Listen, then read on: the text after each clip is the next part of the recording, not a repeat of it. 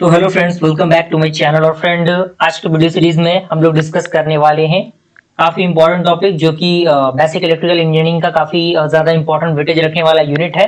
और ये यूनिट हमारा लास्ट यूनिट का यानी यूनिट नंबर 3 का लास्ट टॉपिक है। इसके बाद आपका यूनिट नंबर 3 कंप्लीट हो जाएगा।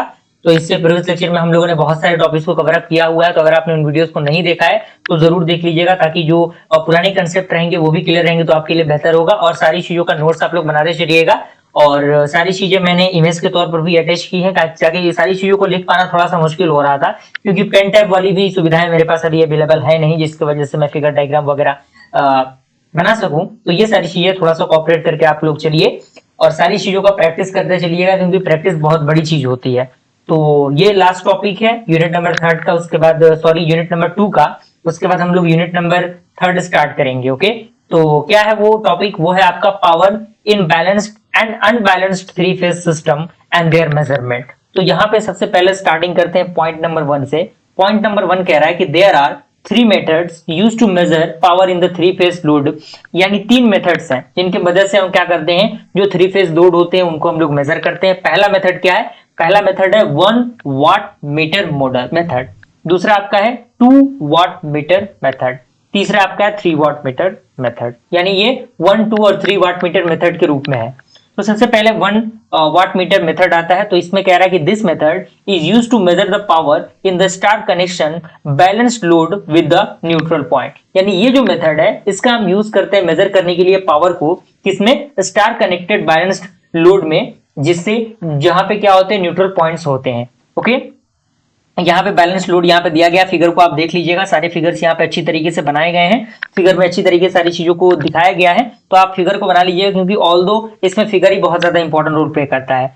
अगला पॉइंट इसमें कह रहा है कि power can be measured in this case by connecting a single watt meter with its current coil in one line and pressure coil between line and neutral as shown in figure 2.61। यानी ये figure आप देख सकते हैं, सारी चीजें दी गई हैं। यहाँ पे लोड भी आपको दिख रहा होगा, करंट कॉइल भी आपको दिख रहा होगा, ये कॉइल आपको दिख रहा होगा, सीसी यहाँ पे लिखा गया है, और सारी चीजें यहाँ पे दी गई हैं। तो किस तरीके से सारी चीजें रिप्रेजेंटेड की गई हैं, Z1 Z2 Z3 यहाँ पे दिया गया है। और इसके बाद इसी में पॉइंट कह रहा है कि in the 1 watt meter method, यानी 1 वाट मीटर मेथड के अंदर जो वाट मीटर होता है वो रीडिंग करता है, यानी रीडिंग गिव्स द पावर पर फेज। यानी जो पावर पर फेज होते हैं उसके रीडिंग को प्रोवाइड करता है। And the total power can be calculated as, यानी टोटल पावर जो कैलकुलेट हम करेंगे वो किससे करेंगे? Total power is equal to 3 into watt meter reading. Okay, यानी 3 का मल्टीप्लीकेशन होगा, जो भी वाट मीटर आएगा उससे हम लोग क्या कर देंगे, उसका मल्टीप्लीकेशन कर देंगे। पहला आपका क्लियर हो गया होगा, ज्यादा कोई बहुत बड़ा पॉइंट उसके अंदर नहीं था, कोई बहुत बड़ा रॉकेट साइंस नहीं था। सेकंड आपका आता है 2 वाट मीटर मेथड। इसके अंदर क्या होता है? इसमें कह रहा है कि this method is used extensively and power in the 3 phase system with balanced and unbalanced load can be measured by using the 2 watt meter method. यानी जब हमें पावर फाइंड आउट करना रहता है 3 फेज सिस्टम के अंदर, बैलेंस के लिए और अनबैलेंस्ड लोड के लिए, तो हम क्या कर सकते हैं? 2 वाट मीटर मेथड का यूज करते हैं। और ये मेथड क्या होता है? इसमें एक और पॉइंट क्या गया है कि in this method current coil of watt meter is supplied from the current transform increased inserted with the main line wires in order to get the correct magnitude and the phase difference. यानी इस method के अंदर जो current coil होता है watt meter का, वो supply करता है फ्रॉम द करंट ट्रांसफॉर्म से, जो इंसर्टेड होते हैं उसके मेन लाइन ऑफ वायर से, और order to correct the magnitude and the phase difference. यानी जो मैग्नीट्यूड होते हैं, जो फेज डिफरेंस होते हैं, उनके बीच में वो क्या करेंगे? लाइज करेंगे। जैसा कि आप देख सकते हैं फिगर में, ये फिगर ए है, और फिगर में ए में आप देख सकते हैं किस तरीके से चीजें एक दूसरे के साथ कनेक्टेड है, और फिगर बी में सारी चीजें सिमिलर हैं, बस चीजों को इंटरकनेक्ट कर दिया गया है, इधर उधर थोड़ा सा कर दिया गया है। तो यहाँ पे आप देख सकते हैं फिगर ए में the current coil of the 2 watt meter are inserted in any 2 line and the pressure coil of each joint to the 3rd line. यानी जो भी 2 लाइन है वो तीसरे लाइन से क्या है? जुड़ा हुआ है। तो ये आपका कंप्लीट होना चाहिए, कोई दिक्कत परेशानी इसके अंदर आपको नहीं होनी चाहिए। अब इसमें एक और कंडीशन आता है, जैसे कि आप देख सकते हैं जो फॉर्मूला ड्राइव होकर आएगा। तो ये थोड़ा सा स्टेटमेंट, आप स्टेटमेंट को देख लीजिएगा, क्योंकि मैंने चाहता कि वीडियो काफी लेंदी हो। ऑल्दो मेरा फंडामेंटल ये है कि आप तक किसी भी आदमी नोट्स पहुंच जाए, क्योंकि आप तक नोट्स अगर पहुंच गया तो आप चीजों को खुद से ही पढ़ के समझ सकते हैं, कि नहीं? तो यहाँ पे instantaneous current through the current coil of watt meter 1, तो W1 is equal to IR, और potential difference across the watt meter 1, तो इसमें W1 क्या होगा, E of RB is equal to E of R minus E of B, और यहां से instantaneous current through the current coil of watt meter 2, तो इसके लिए W2 क्या होगा, IY होगा।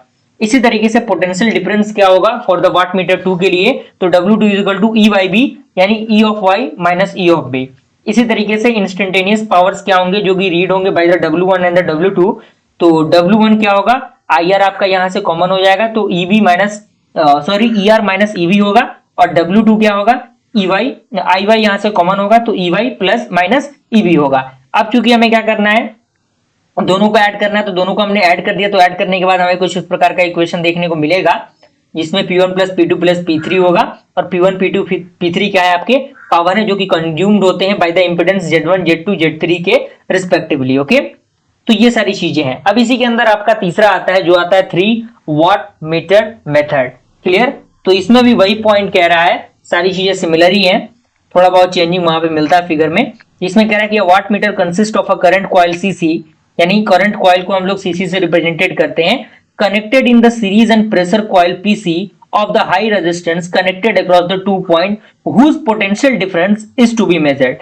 यानी इस वाट मीटर के अंदर, यानी 3 वाट मीटर मेथड के अंदर जो आपका करंट कॉइल होता है वो सीरीज में जुड़ा होता है, और जो आपका प्रेशर कॉइल होता है वो क्या होता है, हाई रेजिस्टेंस रख के क्या होता है, across the 2 point whose potential difference to the measure, यानी जिसका पोटेंशियल डिफरेंस मेजर दिया रहता है उसके अकॉर्डिंग ये चीजें क्या होती हैं, जनरेट होती हैं।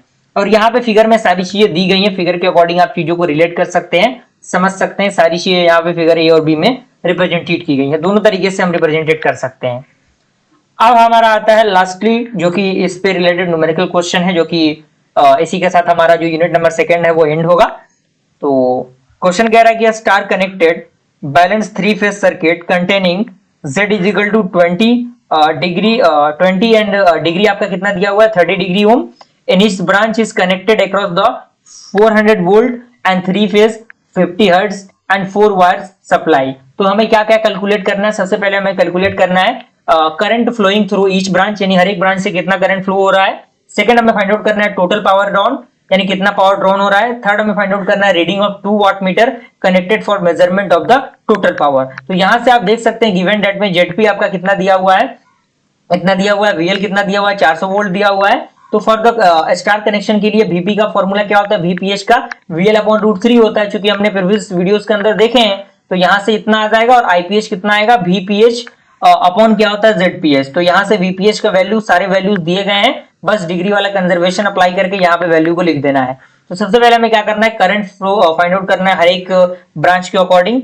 तो we know that the star connected, तो यहाँ पे IPH क्या होगा, IPH is equal to IL and each phase have 120 degree phase difference. तो यहाँ पे IA क्या होगा, 11.55, जैसे कि आप यहाँ पे देख सकते हैं, and degree of -30 degree ampere. और यहाँ पे IB क्या होगा, सेम होगा, यहाँ पे बस -150 डिग्री एम्पियर होगा, और यहाँ से IC सिमिलर रहेगा, बस -270 डिग्री एम्पियर आपका होगा। सारी चीजें फिगर पे डिपेंड करती हैं, जो कि फिगर अभी हम देखेंगे। यहाँ पे जैसे कि आप देख सकते हैं फिगर, सारी फिगर यहाँ पे दिए गए हैं। तो सेकंड आपका टोटल पावर जो हमें फाइंड आउट करना है, तो P इज इक्वल टू क्या होता है, 3 इंटू VPH IPH इन cos फाई। तो सारी चीजें दी गई हैं, सारी चीजें लिखनी हुई हैं, बस हमें वैल्यू को पुट कर देना है। तो हमारा जो फाइनल वैल्यू होगा वो 6.93 kW आ जाएगा, यानी किलोवाट आ जाएगा। थर्ड हमारा है reading of the 2 watt meter connected for the measurement of the total power. तो यहाँ पे आप देख सकते हैं टोटल पावर को हमें मेजर करना है, तो यहाँ पे टोटल पावर आपका मेजर करके आ जाएगा, W1 के लिए भी W2 के लिए भी। तो सारी चीजें बिल्कुल सिमिलर है, सारी चीजें फॉर्मूला पे आधारित है, और मुझे पूरी उम्मीद है कि सारी चीजें आपको समझ में आ गई होंगी। बहुत अच्छी तरीके से प्लेलिस्ट बन रहा है फ्रेंड, हो सकता है कि थोड़ी बहुत चीजें इधर उधर हो रही होंगी मुझसे, लेकिन फर्स्ट टाइम इस तरीके का कंटेंट प्रोवाइड हो रहा है, तो इस चीज के लिए मैं बहुत मेहनत कर रहा हूँ। थोड़ा सा आप लोग एफर्ट लगाइए ताकि और भी स्टूडेंट जुड़ सके हमारे इस चैनल पे। तो मिलते हैं फ्रेंड्स अगले वीडियो में, तब तक के लिए थैंक यू।